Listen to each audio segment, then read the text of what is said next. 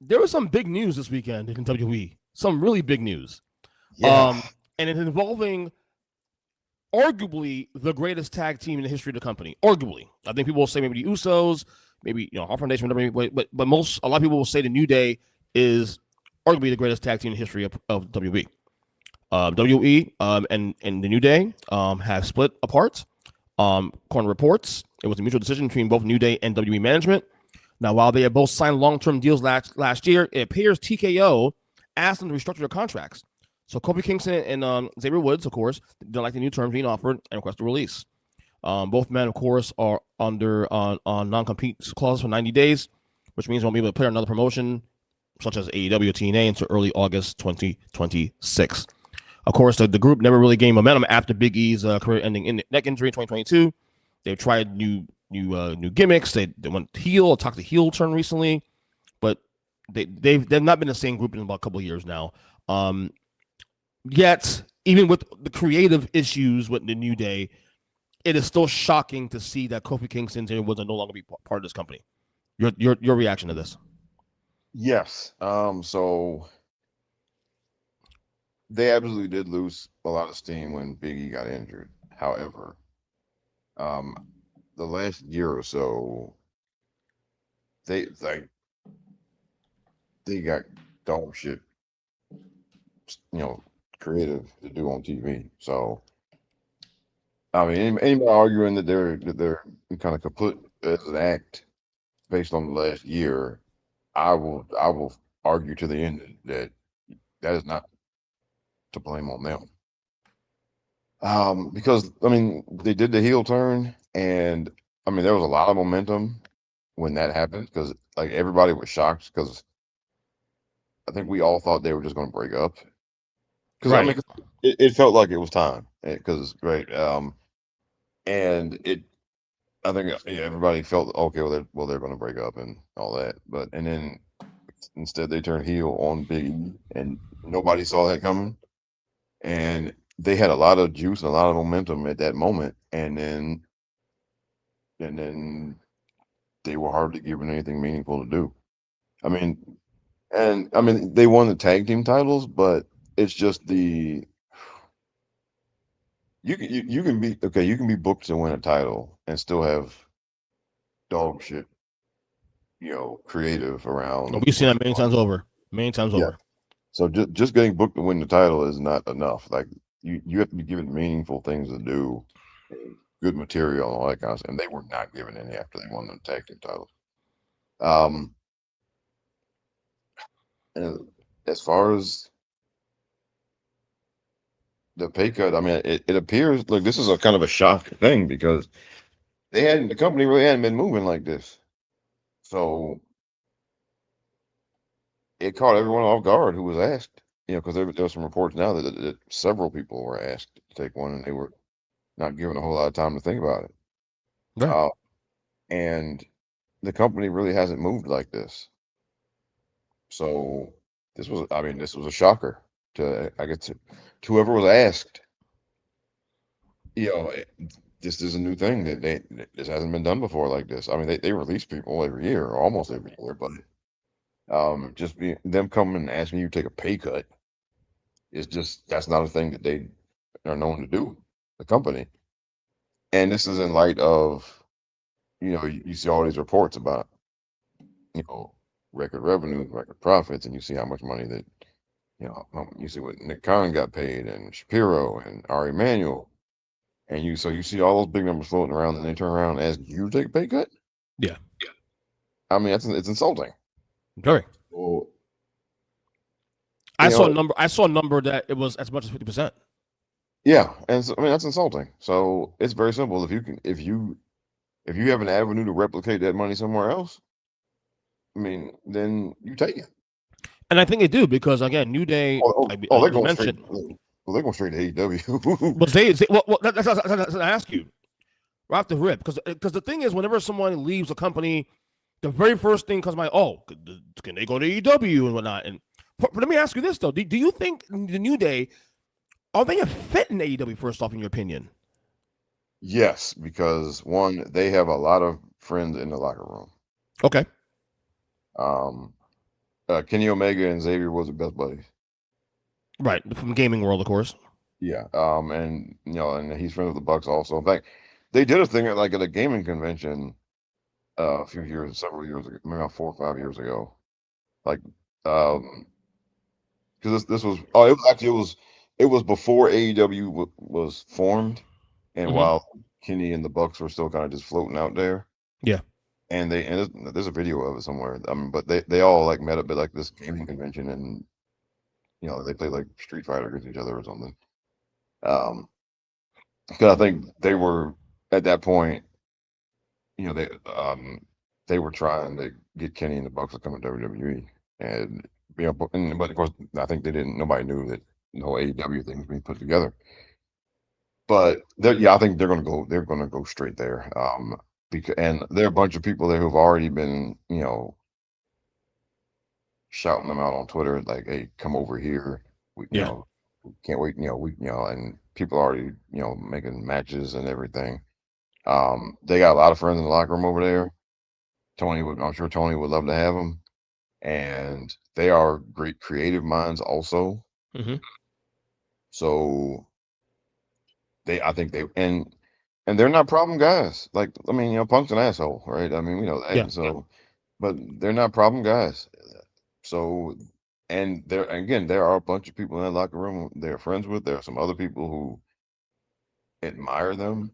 Uh, and you know, look, you can't just talk about wrestling or even, character work with them. Like, they have a cultural impact in the world of professional wrestling. absolutely. As a Um, group, and of what Kofi did at WrestleMania 35, what that meant to not just the industry, but also the culture. and I mean, Winning the title. look, there's a whole generation of black wrestlers and fans who have been inspired by them to, you know, to be more creative and, to be themselves. Willow Nightingale talked about that recently. Right. How like they inspired her because, she, personality wise, she doesn't fit in any of the usual kind of pro wrestling, you know, archetypes, right? But she said they inspired her to be able to embrace her kind of natural personality and all of that. Hmm. Hmm.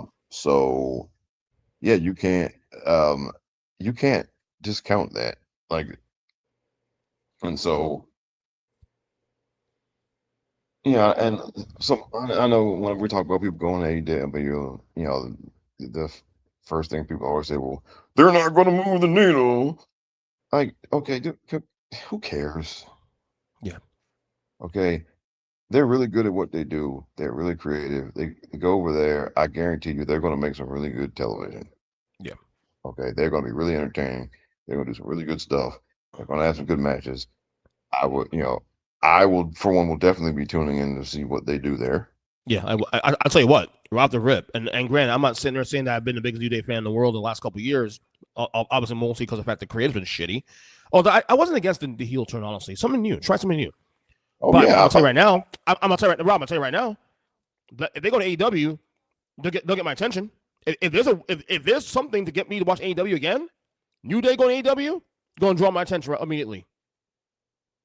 yeah, and so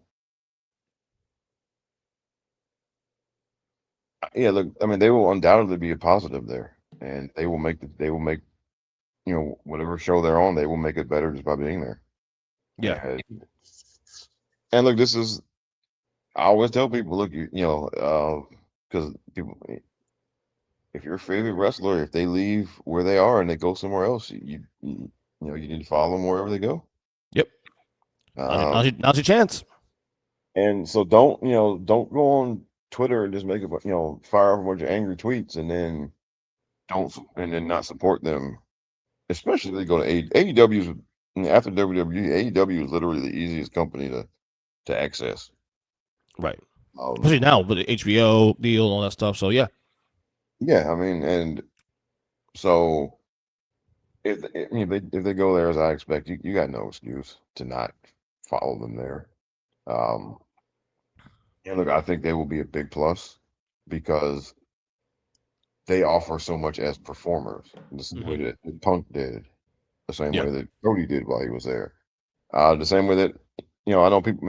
It's kind of in vogue to mock Mercedes, but she's had a major positive impact on the way the women are booked there since she's been there. Right. Right. So, and they're going to add something to that. So they're going to be a big plus. Again, I'm assuming that they, because otherwise, I guess if they wanted to just do some indie dates or whatever, there are a few indie companies that pay more. Like, look, they're not gonna be showing up in the backwoods anywhere at some hole in the wall indie show, obviously. Um, Right. Right. but they have a chance to really, go do more than what they were doing the past couple of years because they were not being given a whole lot to do. Uh, Yeah. and I some of mean, that, they went involved with WrestleMania. They went involved with WrestleMania. Crying out loud. yeah, and A two-night so WrestleMania. Like, what are we yeah, doing? and there's a bigger conversation about, some of the complaints people have about the kind of quality of the WWE product right now. Um, and that's a bigger, longer conversation. But one thing I will throw in there just quickly is that, you know, when you take time away from people like New Day, your show gets worse. And and don't tell me that, oh well, they need to start featuring some new people.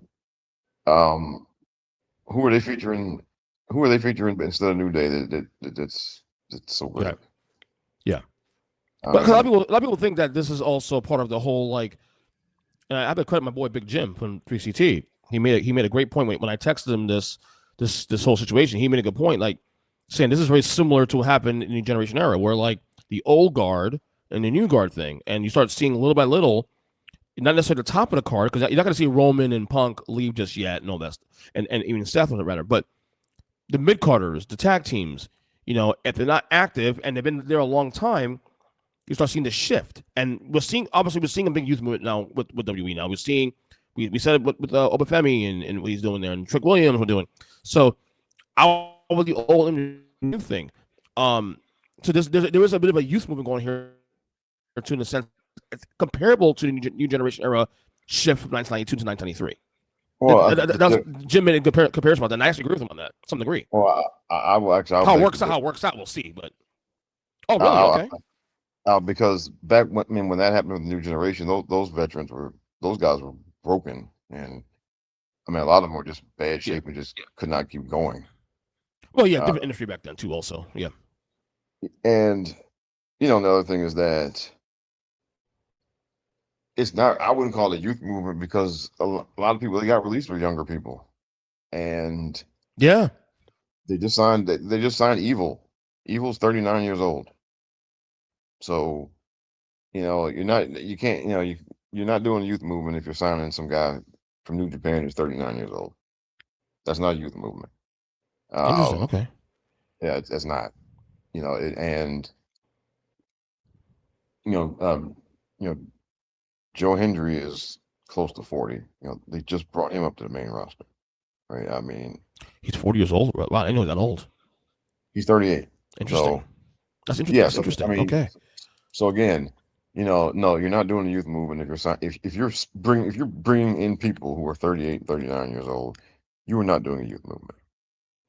Okay, Fair you're not. point.